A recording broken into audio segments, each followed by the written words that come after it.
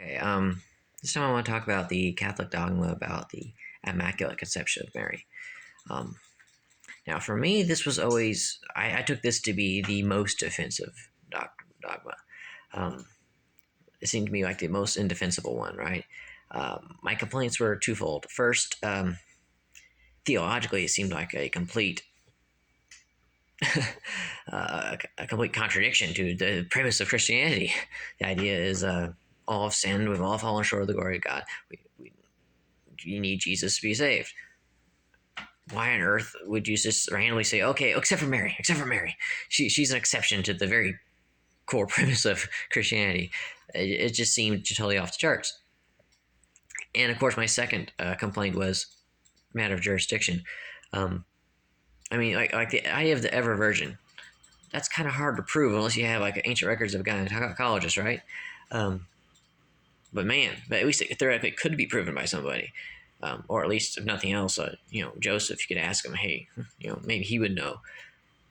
But the Immaculate Conception, how would anyone prove that? That's outside anyone's jurisdiction to say it happened. I mean, even Mary herself couldn't. How would she even know? Unless someone was given to it by revelation. Some angel come down and says, "Oh, by the way, you're immaculate conceived." Um, it just so for me, that was the hardest dogma to come to terms with. It just seemed you can't prove it, totally out of our jurisdiction, and it also seems to theologically contradict Christianity itself. Now, those complaints, though, they can both be turned around to use the opposite direction too.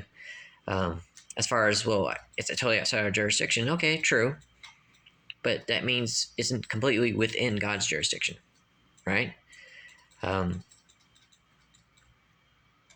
and even when it comes to the very idea, the theology of original sin, that's the theology we understand based off what God told us. The nature of sin and original sin are things entirely, and the only people who can fully grasp those things are God Himself. So, theologically, could Mary have been immaculately conceived, as in, like, somehow spared from the effects of original sin? Do I or anyone have the right to say that God could not have done that? And let's be clear about what Catholics are not saying. The dogma of the Immaculate Conception is not saying that this phenomenon of being immaculately conceived is just something that God does whenever He wants. They're not saying that. They're not saying that God just randomly just makes this happen whenever He wants. They're not saying that you can make it happen. You can find some way to immaculately conceive a child. Okay, they're saying it is a singular and one-time event. So they're not changing the need for, and they're not even saying that Mary was necessarily immune for the. Um, they're not saying that Mary didn't need a savior. They're simply saying that God saved her in a different way than He did for everyone else. They're saying that He preemptively preserved her from the effects of original sin so that she could grow up and be, pure. And He did this for His own sake, because He was planning on being born through her. His goal was for her to be the mother of Jesus. So, and again, the idea of the incarnation of Jesus and the virgin birth, this is all mystical stuff that none of us is outside all of our jurisdiction. None of us can say how it's supposed to work. Maybe the Immaculate Conception was a necessary component of the virgin birth. Maybe just for Jesus to be born in a body at all, He needed a perfectly pure environment. I don't know. I can't tell you the mechanics of how the virgin birth worked. I can't tell you the mechanics of how the incarnation of Christ worked. So theologically, more time you spend thinking about it, I can't refute the Immaculate Conception. Now, you could turn around and say that, well, they can't prove it either. Okay, fine, but that's a different kind of conversation, though. Again, that comes back to the idea of the dogma itself. You say, well, how do they have the right to assert the dogma? And that turns into a different conversation. But But the idea itself, could Mary have been immaculately conceived? Why not? And maybe it's necessary. Maybe it was a necessary component of the virgin birth. Maybe it was a necessary component.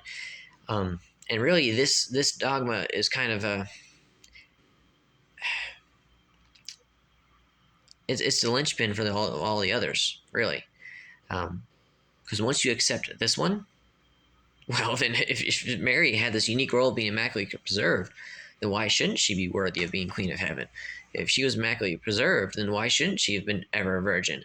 Because she's on a different level than average humans, you know? And you can push back on it, but again, if she was immaculately conceived, then why? Of course her body would be magically assumed back into heaven. So all the dogmas make perfect sense if you accept this one. Now, this is, again, it's a harder one because it's a purely theological one. It exists entirely in God's realm.